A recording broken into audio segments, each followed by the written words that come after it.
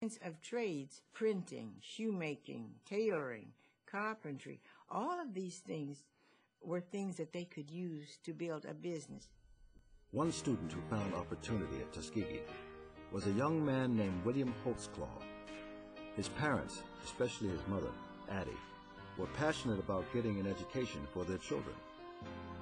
They even built their own school. I remember my parents went into the forest and cut pine poles 8 inches in diameter, split them in half, carried them on their shoulders to a nice shady spot, and built a schoolhouse. There were no floors, no chimneys, and the benches were made of the same material. Addie Holtzclaw would provide schemes that allowed William and his brother to get an education for most of the year.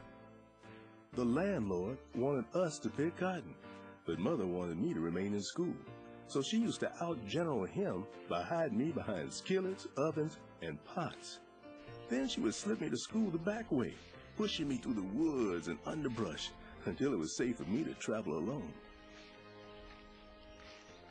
Whenever someone had wanted to go to school, they would make sure that one of them went and that one stayed at home, because if they didn't, if both of them were gone, the overseer would come around and would say, "Where are those boys?" And he would get upset. So in order to make sure that that didn't happen, she'd send one to school and leave one at home to do the work. So when the overseer came around and needed someone, she would call them and they would be there.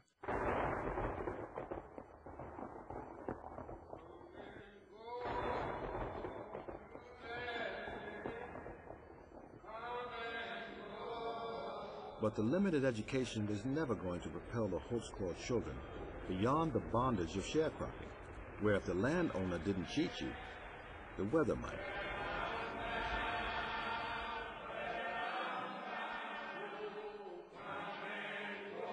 William Holtzclaw heard about Tuskegee. He wrote Booker T. Washington a letter. Dear Book, I want to go to Tuskegee to get an education. Can I come? The letter found its way. Come, Washington replied. When I walked out on campus, I was startled at what I saw. There before my eyes was a huge pair of mules drawing a machine plow, which to me at the time was a mystery. There were girls cultivating flowers and boys erecting huge brick buildings. Some were hitching horses and driving carriages, while others were milking cows and making cheese. I found some boys studying drawings and others hammering irons, each with an intense earnestness that I had never seen in young men.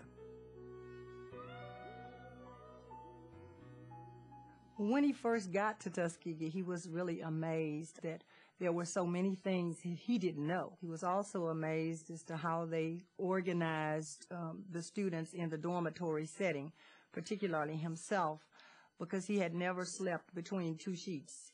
And when he went to the dorm, he was sleeping, as they say, ready roll. He had all of his clothes on, and someone had to come in and tell him that you have such a thing as a night shirt and a shirt that you wear during the day.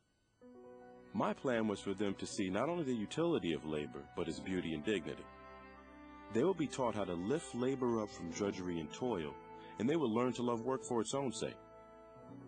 We wanted them to return to the plantation districts and show people there how to put new energy and new ideas into farming, as well as the intellectual and moral and religious life of the people. Booker T. Washington. Washington's vision would bear fruit. In less than a decade, Tuskegee had over 1,000 acres of land, 14 buildings, a farm, and a dozen shops, from a laundry to a blacksmith, with an enrollment of 400 students and 28 teachers. Washington wanted his students at Tuskegee to learn to work, and work hard, no matter how menial the task. He also wanted to keep Southern whites from feeling threatened. That's why they thought Booker T. Washington was the great godsend, that somehow he'd come forward with an educational philosophy which said in effect that you can educate a people and still keep them subordinate. And he once gave a talk in a speech, and I think it's the most concrete example. Well, he was given the talk, and actually he was asked this question by a white farmer. He says, why should I send Mandy to Tuskegee to learn how to cook when she can spit in a skillet and know what is hot? And Washington's response was, the purpose of industrial education is to teach her not to spit in the skillet, not to teach her to be something other than a cook, but to be a better cook, to be a better sharecropper, to be a better mine worker. And so whites really, thought this is a godsend. We now come up with a philosophy of education that can keep people in their place and even teach them to be better within their place. And they thought that that was possible. They learned very quickly that that was not possible. At the Haynes School in Augusta, Georgia, its founder, Lucy Laney, would expand Washington's philosophy of teaching and take it in a different direction. She insisted upon developing her children's full potential. Her students studied English, mathematics, history, chemistry, physics, psychology, sociology, French, and German. What we need to develop, Laney said, is minds, not hands. Race leaders, not followers. Laney was especially interested in training young black women to be teachers. The educated Negro woman is needed in the schoolroom, not only in the kindergarten and primary school, but in the high school and the college. She may give advice and knowledge that will change a whole community and start its people on the upward way.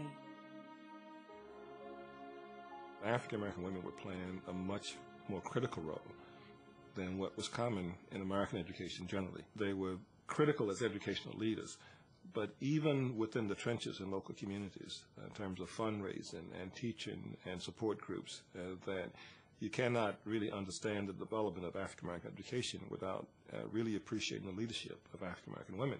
Teaching was a very important profession for black women in this period of time. It was not just a profession, but it was a mission to uplift African Americans, to teach people to read, to also teach them the ways of this world as free people.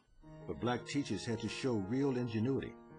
Black schools were often barren affairs with few books, maps, pencils, or pens. We had students draw the national flag on the blackboard. These flags were assigned a place of honor on the board and became a permanent picture in the room for years. Pupils were careful not to erase the flag when they erased the blackboard.